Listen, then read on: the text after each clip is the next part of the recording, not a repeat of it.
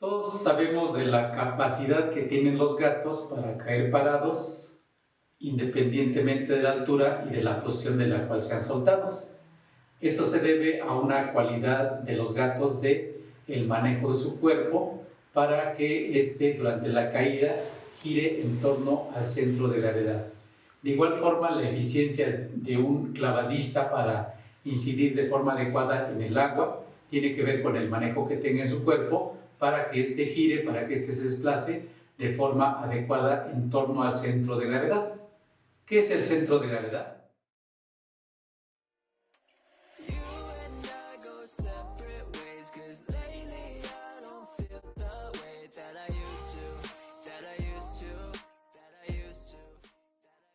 Porque de físico, poeta y loco todos tenemos un poco. Bienvenidos a este canal. El tema de hoy es el centro de gravedad. Hemos venido trabajando con cuerpos rígidos. Ya dijimos que un cuerpo rígido se caracteriza porque las partículas que lo constituyen mantienen las mismas posiciones independientemente de que bajo cierto rango le apliquemos una fuerza o esfuerzo de compresión, de tensión, un esfuerzo de flexión o un esfuerzo cortante.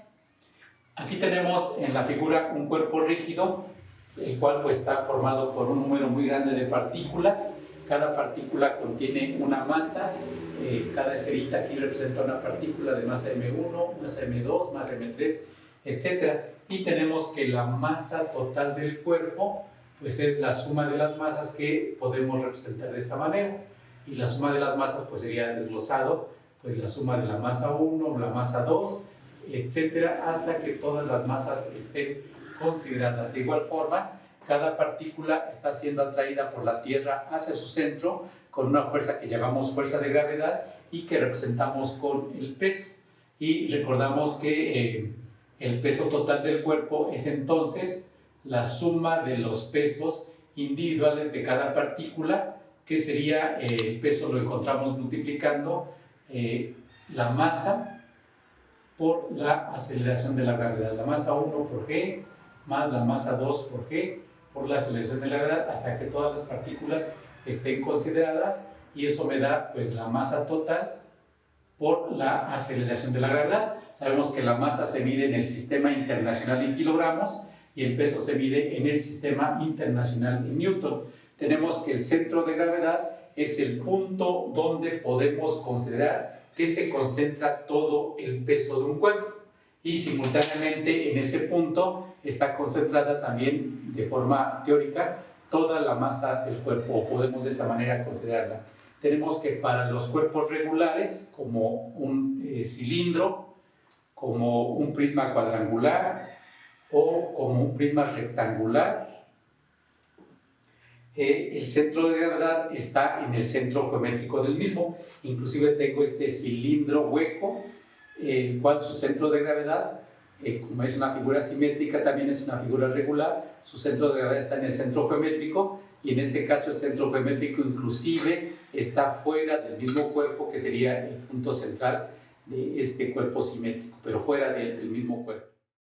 Entonces tenemos que para un cuerpo irregular como este, donde vemos que claramente la masa no está uniformemente distribuida, el centro de gravedad lo encontramos experimentalmente haciendo esta operación. Ahí donde logra el equilibrio, ahí está el centro de gravedad, y ahí está actuando el peso, que es una fuerza vertical hacia abajo, y con mi mano o con mi dedo estoy ejerciendo una fuerza de igual valor de sentido contrario, es decir, apuntando hacia arriba, que cancela el efecto del peso. Esa fuerza pues es lo que también podemos llamar la fuerza equilibrante. Se llama equilibrante porque precisamente equilibra el valor, en este caso, del peso. Podemos nosotros inclusive llegar a situaciones aparentemente contradictorias. Yo puedo efectuar la misma operación con esta pluma y encontrar el centro de gravedad de la pluma, que estaría, por ejemplo, ahí, y yo esperaría que si le pongo un peso del lado izquierdo o del lado derecho, pues romperíamos este equilibrio y pues el sistema se caería. Pero veamos lo que pasa. Voy a hacer la misma operación. Voy a colgar en un extremo de la pluma este cinturón que tiene masa, tiene peso, y nosotros esperaríamos que al hacer esto pues no sería posible lograr el equilibrio. Sin embargo, vemos esta situación. Aquí, ¿qué es lo que pasa? Bueno, pues es una situación, repito, aparentemente contradictoria, pero nos damos cuenta, si analizamos, nos damos cuenta que el cinturón no está cayendo verticalmente, el cinturón cae de forma inclinada, de tal forma que el centro de gravedad se mantiene o se posiciona debajo de mi dedo, y de todas formas tenemos el equilibrio en este cuerpo compuesto por la pluma y el cinturón. Podemos nosotros calcular el centro de gravedad de un cuerpo aplicando la primera y segunda condición de equilibrio, porque como dijimos, se trata de que ahí donde está el centro de gravedad, si aplicamos una fuerza equilibrante, una fuerza contraria a la fuerza resultante del sistema, el cuerpo se va a mantener en equilibrio. Tenemos este primer problema que dice ayer el centro de gravedad para el cuerpo de la figura, considerando que la varilla tiene un peso despreciable, es decir, esta varilla que une a los dos cuerpos. Tengo este cuerpo 1 que pesa 50 newton, es un disco, inclinamos un disco. Tengo esta barra que une al cuerpo 1 con el cuerpo 2. La barra no pesa, como dijimos, y el cuerpo 2 tiene un peso de 10 newton. Queremos hallar en qué posición se encuentra el centro de gravedad. Bueno, pues como siempre hacemos nuestro diagrama de cuerpo libre. El peso 1 lo representamos con una fuerza vertical y hacia abajo, que sería la siguiente. Trazo el peso 1. Ahí está esta flecha, que representa al peso 1. Aquí en el extremo de la barra está actuando el peso 2, que en este caso es de menor valor. Lo trazo, lo dibujo, lo represento. Aquí está el peso 2, que como dijimos vale 10 newton, y aquí esto vale 50 newton. Entonces hay un punto donde actúa la fuerza resultante. Supongamos que es este punto donde está actuando la fuerza resultante, que es una fuerza vertical y hacia abajo, que como sabemos, debido a que es un sistema de fuerzas paralelas, la fuerza resultante pues tiene la misma dirección, mismo sentido hacia abajo, y su módulo pues es la suma de las fuerzas involucradas. Este es el peso resultante o fuerza resultante, que sería la suma de los módulos P1 más P2, que equivale a 60 newton. Y esa sería la fuerza resultante. Si nada más estuvieran actuando P1 y P2 o la fuerza resultante, entonces el sistema estaría cayendo. Pero como yo quiero encontrar el centro de gravedad, que estamos suponiendo que está en esta posición, entonces la situación es de que si yo aplico otra fuerza del mismo valor que la resultante, misma dirección, pero apuntando en sentido contrario, supongamos que es esta es la fuerza equilibrante, entonces el sistema se va a mantener en equilibrio.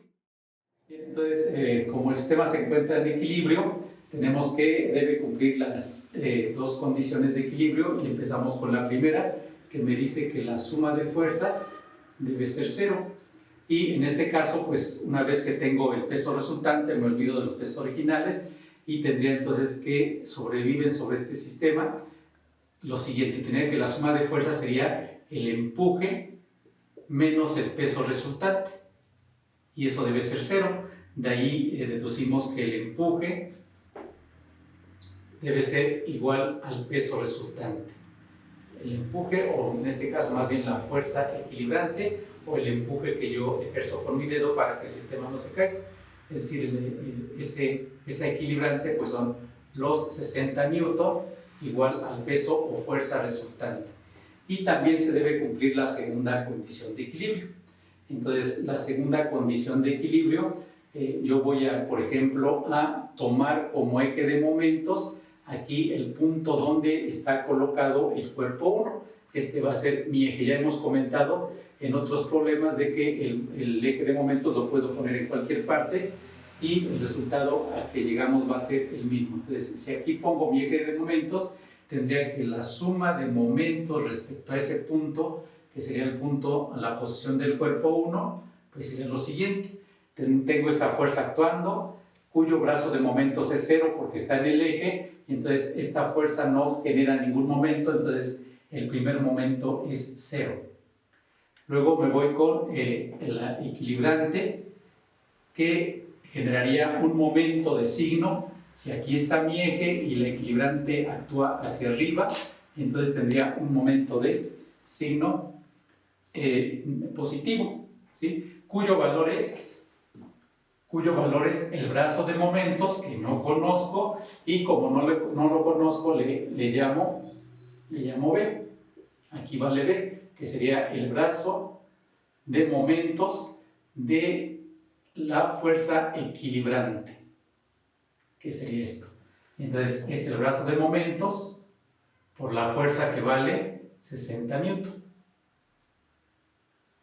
Ya está. Luego nos vamos con el momento del peso 2. El peso 2, pues otra vez analizamos, y si aquí está mi eje y el peso 2 actúa hacia abajo, va a hacer que la varilla tienda a girar, el cuerpo del sistema tiende a girar en sentido de las manecillas, por lo tanto tengo un momento negativo. Y ¿cómo lo calculo? Pues es el brazo de momentos, que vale 1.2 metros, que está aquí indicado. Ese es el brazo de momentos, 1.2 metros por el peso o la fuerza correspondiente, que son 10 newton, y ya está. Ahí está la suma de momentos, y esto debe ser 0. Y continuamos abajo. Entonces aquí tengo que B por 60 newton menos, multiplico 1.2 por 10, me da 12 metro newton, eso debe ser 0.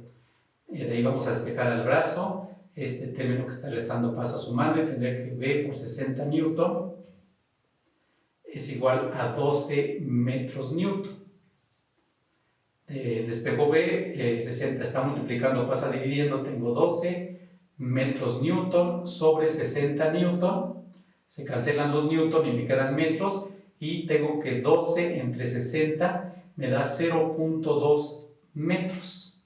Es decir, esto equivale pues a 20 centímetros, y esa es la distancia en la cual se encuentra ubicado el centro de gravedad, a 20 centímetros del cuerpo, del eje del cuerpo 1. Aquí hay 20 centímetros, por lo tanto aquí hay en consecuencia 1 metro esta distancia, y de esta manera hemos ubicado la posición del centro de gravedad aplicando la primera y segunda condición de equilibrio.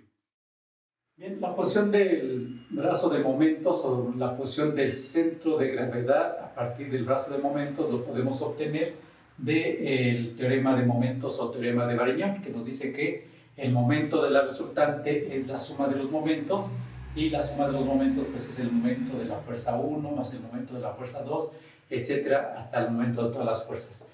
Pero ¿cómo encontramos el momento de la resultante? Pues sería, nos acordamos que es el brazo de palanca de la resultante por la fuerza resultante.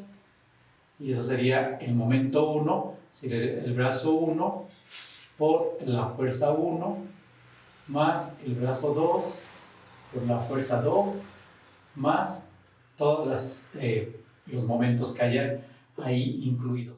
Entonces esta expresión que representa el teorema de momentos o teorema de Varignon, lo podemos acoplar para encontrar el centro de gravedad, y para eso pues vamos a ver lo siguiente. Tenemos que, tengo este cuerpo, ya lo analizamos, y voy a referenciar a cada partícula en base al plano cartesiano. Aquí está el eje X, el eje Y. Aquí está la partícula M1, cuya posición es X1, Y1, y así cada partícula tengo su posición en el plano cartesiano. De igual forma yo puedo encontrar la posición del centro de gravedad dando la coordenada X de dicho centro y la coordenada Y del centro de gravedad, que aquí está representado. Esto es X del centro de gravedad, y esta es la coordenada Y del centro de gravedad que ubica a este punto en el plano cartesiano. Y entonces esta expresión la podemos construir para cada una de los ejes. Voy a tener una coordenada X del centro de gravedad, que es lo que busco cuando trabajo en 2 dimensiones, o puedo trabajar inclusive en 3 dimensiones, y esta ecuación la puedo escribir así. Para la coordenada X del centro de gravedad, pondré aquí que la coordenada X del centro de gravedad la voy a multiplicar por la fuerza resultante. Pero ¿cuál es la fuerza resultante?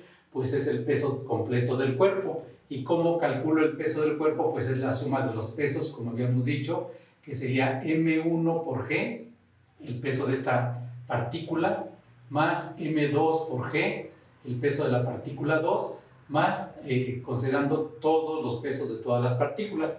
Y eso va a ser la coordenada, el brazo de momentos, la coordenada x del brazo de momentos de la partícula 1, que es x1, por la fuerza 1, que es el peso de esa partícula y que es m1 por g,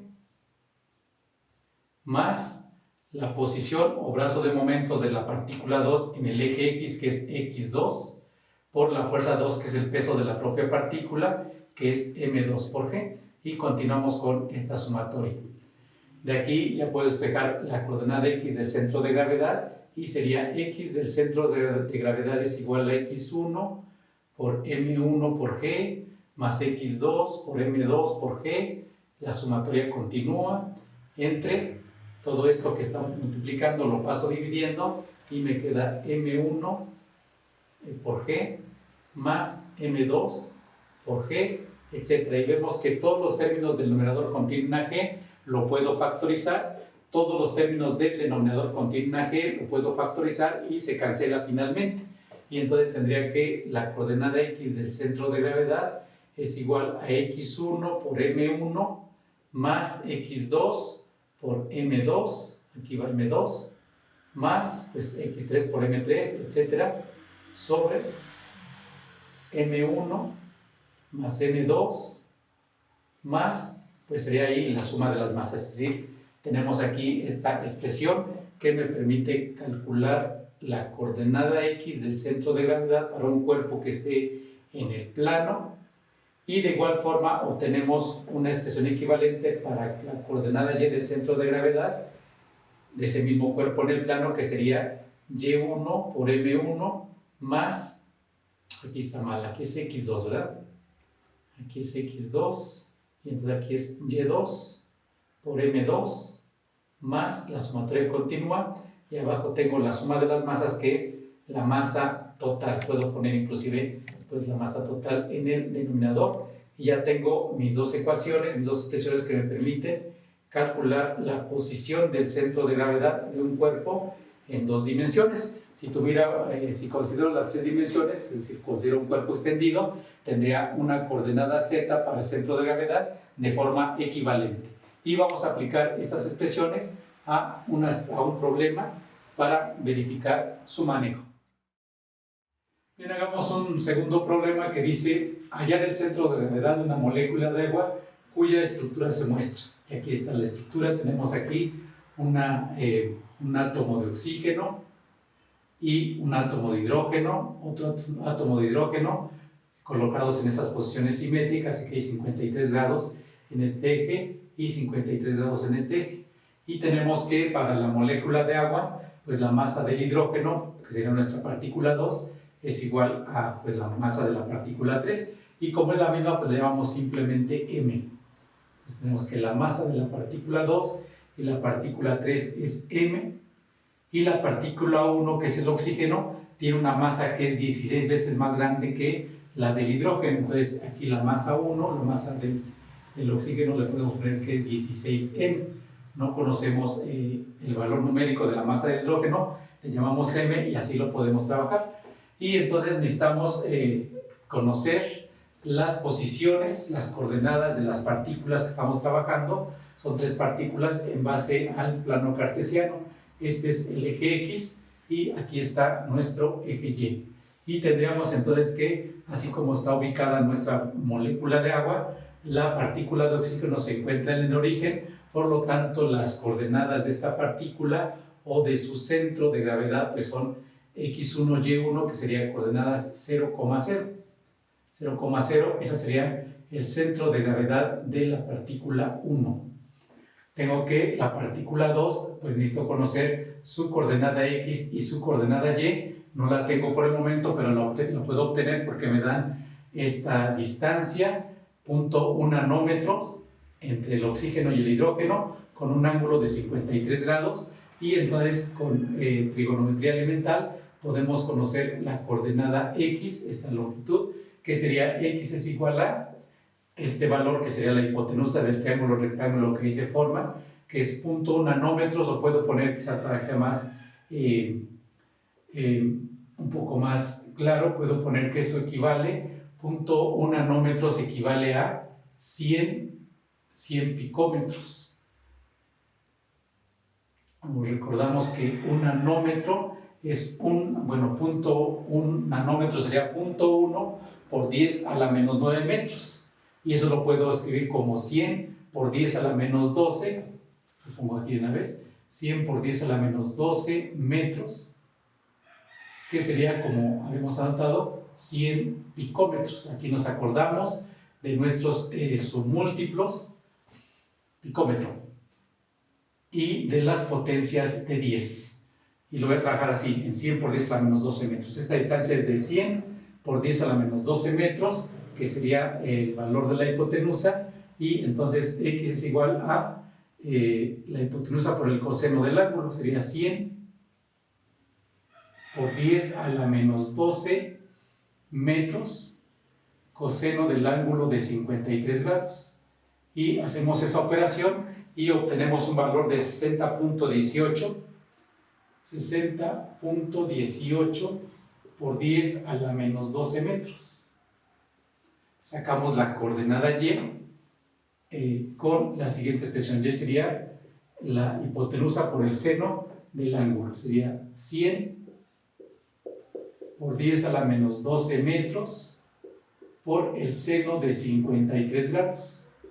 Hacemos la operación con la calculadora y obtenemos la coordenada y, que es 79.86 por 10 a la menos 12. 79.86 por 10 a la menos 12 metros. Y entonces las coordenadas de la partícula de abajo pues son similares, tomando en cuenta los signos, y entonces ponemos aquí lo siguiente.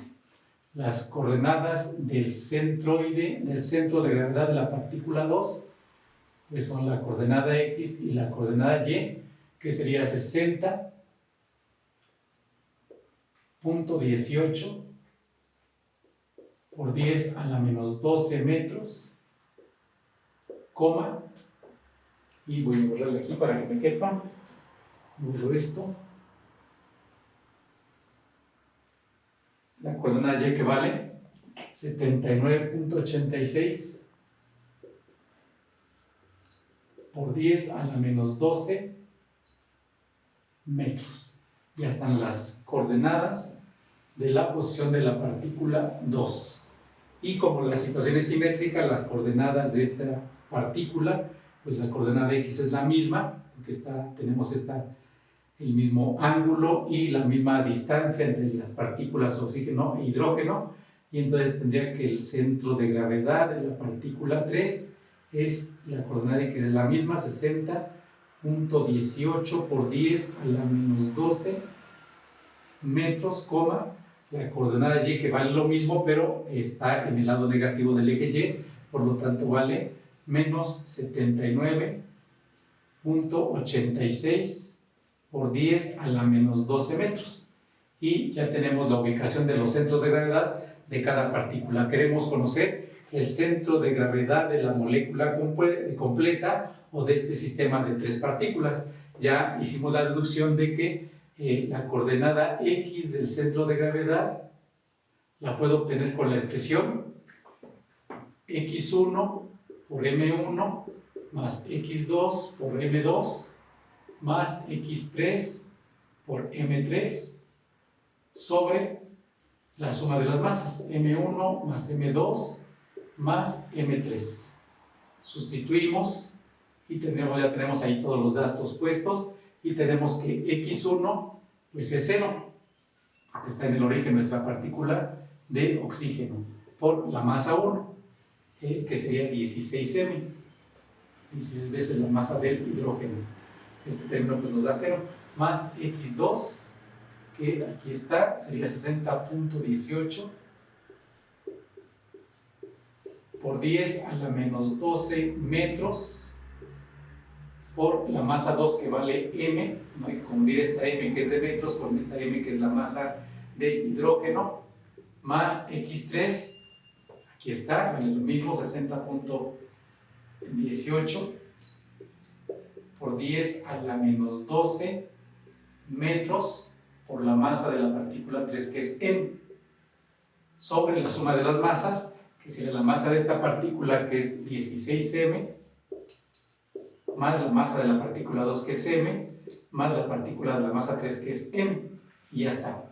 Entonces este término no cuenta, 0 por 16 nos da 0, no cuenta, y sumo esto más esto, y obtengo en el numerador 120.36 por 10 a la menos 12 metros, que multiplica a m.